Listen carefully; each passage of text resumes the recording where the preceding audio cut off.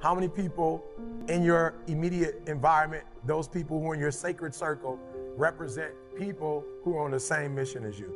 Or do you have a bunch of people on your list who are not on the same mission as you, and those individuals are pulling you down?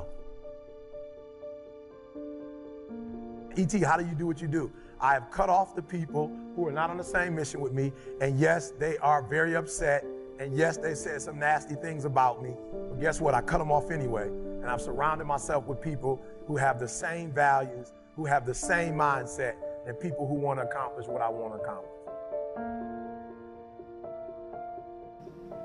People don't always like you, and they're not always happy for you. And if you surround yourself with people who are not accustomed to your success, they become fearful, they become scared, because you are reflecting back something to them that they don't recognize. Now, they're not going to say, you know, I'm very fearful, because you're reflecting back to me something I don't recognize. They're going to say, you know what they're going to say? They're going to say, who she thinks she is. Who she thinks she is. That only happens when you are around people who do not mean and want and aspire to the best for you. People who want the best for you want you to be your best. So my greatest advice to you is to surround yourself with people who are going to fill your cup until your cup runneth over. So when people say you're so full of yourself, you can say, yeah.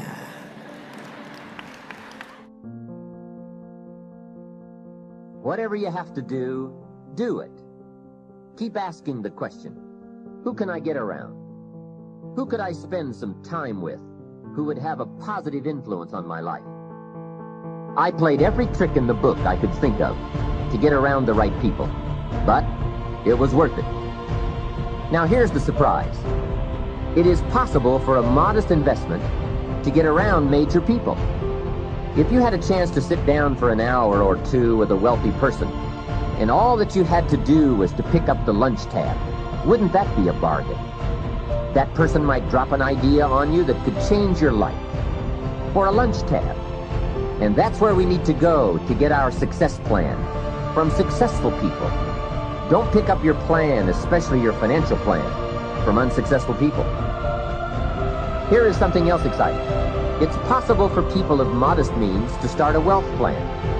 You don't have to be wealthy to have a wealth plan. You don't even have to be healthy to start a health plan. All you have to be is smart. Smart enough to say, hey, I've got the wrong plan, and I'm going to get around someone who has a better plan and make it my plan. So, find some successful people to help you fill out your success plan. Find somebody healthy to get your better health plan going. Find somebody living a unique lifestyle to develop your lifestyle plan. This is called association on purpose. Getting around the right people by expanding your circle of influence. I want you to think about your goals and dreams in the three categories that I mentioned: personal, professional, and your social contribution. How many of you are serious about your goals and dreams? Raise your hands, please. How many of you don't want to take your dreams to your grave with you? Raise your hands, please. See, ladies and gentlemen, as an entrepreneur, I've been an entrepreneur for 20 years. It's my 21st year. I could have been speaking and training for 34 years. But for 14 years, I was living in my head. For 14 years, I stopped myself. For 14 years, I used to go see Zig Ziglar, that I considered the #1 motivational speaker on the planet. Zig Ziglar and Tony Robbins, they're the best on the planet. Bob Proctor, they're the best on the planet. Jack Canfield, Mark Victor Hansen, T. Harv Eckert. I would go and see them, and then I would leave, and my conversation with myself was, my heart would say, I can do that. And then my mind would ask, how? How would you do that, Les Brown? See, when I was in the 5th grade, I was identified as EMR, labeled educable, mentally retarded. Put back from the 5th grade to the 4th grade. I failed again when I was in the 8th grade. I have no college training. And a man changed my life, and I'll never forget his name, Mr. Leroy Washington. He's in his 80s now, and he's blind from glaucoma, but he gave me a different vision of myself. I was in his class waiting on another student. He came in and said, young man, go to the board and work this problem out for me. I said, oh, sir, I can't do that. He said, why not? I said, I'm not one of your students. He said, look at me. Yes, sir. Go to the board and work the problem out anyhow. I said, sir, I can't do that. He said, why? I said, sir, because I'm educable mentally retarded, sir. I'm in special education. And the students started laughing. They said, that's Leslie. That's not Wesley. He's DT. Wesley is the smart twin. He said, what does DT stand for?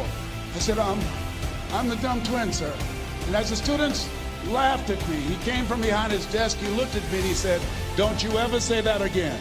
Someone's opinion of you does not have to become your reality. On one hand, I was humiliated, but on the other hand, I was liberated. Because he looked at me with the eyes of Goethe, who said, look at a man the way that he is, he only becomes worse. But look at him as if he were what he could be, then he becomes what he should be. And so we developed a relationship. And one of the things that I can just tell you as you think about your goals and dreams, all of us can say in a spirit of integrity that it's possible. That if anybody at any point in time lived their dream, then it's possible that I can live mine. And what I did was, I made a mistake. I looked at my goals and dreams, and my mind said, how will you do that? I went from my heart to my mind, and I stayed up there for 14 years. 14 years. I can't bring those 14 years back. Those years are gone. And I've made a mission in my life to help people to stop putting it off and procrastinating. How many ever thought about something you wanted to do and you procrastinated, you talked yourself out of it? Raise your hand, please. There's a proverb that says, if there's no enemy within, the enemy outside can do us no harm. There's a Black Heritage spiritual that says, it's not my mother nor my father, nor my brother nor my sister, but it's me, oh Lord, standing in the need of prayer. See, I used to blame everything outside. And then let me give you a little philosophy that helped turn my life around. For your notes, here it is. It's not what happens that determines the quality or the quantity of your life. It's not what happens. And the reason is because what happens to about everybody. No different. The sun went down on all of us last night. A common event. A happening. And I found out that the same things can happen to two different people. One gets rich and one stays poor. Why is that? It's because it's not what happens, but rather it's what you do that changes everything. So that's a key phrase. It's not what happens, it's what you do. What happens is about the same. You might put that in parentheses here. Same. What people do, that's what's different. Anything can happen, right? Everything can happen. I've heard all the stories. I've been one of the stories. Hey, we could all tell stories all night long, right? Happenings. Anything can happen. Have you heard of Murphy's Laws? Anybody here heard of Murphy's Laws? Okay, most of you have. Murph had these laws. One of them was, if anything can go wrong, it will. That's one of Murphy's Laws.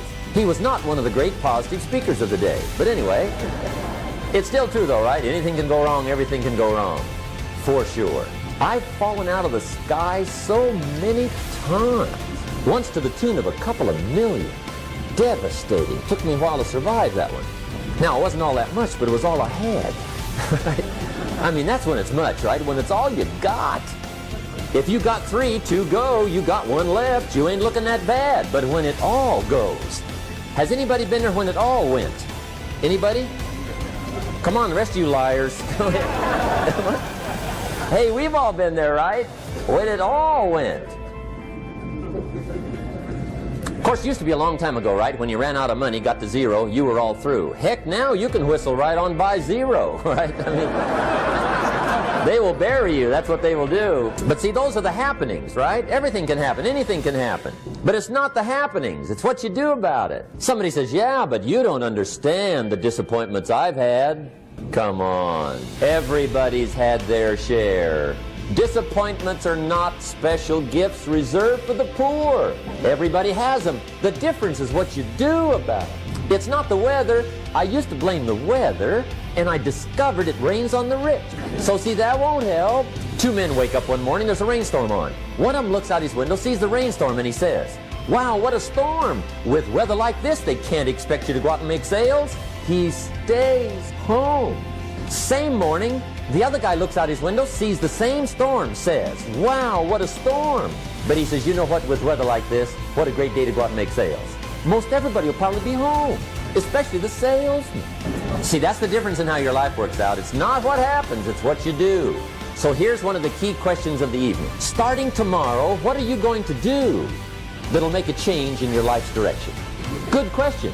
What are you going to do starting tomorrow that'll make a difference? Now see, if you don't do something starting tomorrow that'll make a difference, guess what? It's gonna be the same. And see, that way you can guess what the next 5 years are going to be like. Look at the last 5. Because the next 5 are going to be like the last 5 unless you, major key, tomorrow, change it all. Or change a little, or change something, or don't change. It's choice time. You can do whatever you want. But it's nice to know any day you wish you can change your whole life. What can you do starting tomorrow that'll make a difference? Good question. What can you do with economic chaos, massive disappointment? What can you do with a broken heart? What can you do when it won't work? Good question. So if I had a word with you tonight, one-on-one, just you and me, I think my personal advice to you would be, this year, 1981, reach down inside of you and come up with some more of those remarkable human gifts. They're there, waiting to be utilized. And then change anything for you you want to change. And I challenge you to do that because you can change. If you don't like how it is for you, change it. If it doesn't suit you, change it. If it doesn't please you, change it. If it isn't enough, change it. And I challenge you to do that because you can change. See, you don't ever have to be the same again after tonight, only by choice. If you don't like your present address, change it. You're not a tree. The fundamental lessons or laws for succeeding are very, very basic. So if we're looking for the ultimate success formula, the very first thing we'd have is you'd have to know what you want, which we call know your outcome. But that is just the beginning. The Marines have a saying, everybody wants to go to heaven, but nobody wants to die. Some of you going to sleep and you don't deserve to be. You don't deserve rest. Lazy. You don't deserve rest. Rest is for people who work. We think that it means we're eager and passionate to make something happen. And we think that somehow we should just be able to turn on that eagerness and turn on that passion. But we can't. And that is, you got to take massive what? That's right. And the key word there is massive. Massive action can be a cure-all when you know what you're after and you know why you want it. And it doesn't matter whether that person is succeeding in a business context or in a relationship context. It doesn't matter what the environment is. Self-love is when you say to yourself, man, look, I know you and that girl got a real connection.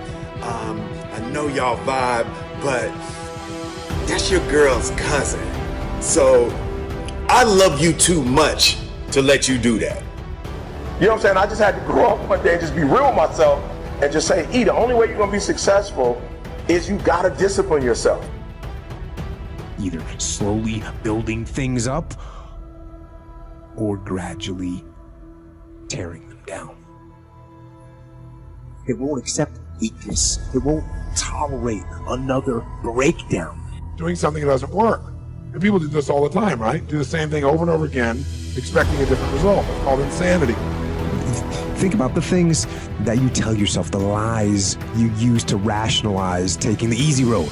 But it's for damn sure their responsibility to figure out how they're going to deal with those traumas and try to make a life out of it. So that's why I'm saying, like, yo, what's pushing you? What's driving you? So don't believe the lies, believe the truth. And the truth is, you have time. I don't care how much you pay me. If I speak at an elementary school for $300, I chose to do that. The separation of talent and skill is one of the greatest misunderstood concepts for people who are trying to excel, who have dreams, that want to do things. Talent you have naturally. Skill is only developed by hours and hours and hours of beating on your craft. Okay, well, I gotta write out everything I do, and then write it out again, and write it out again. And guess what happened? I got it.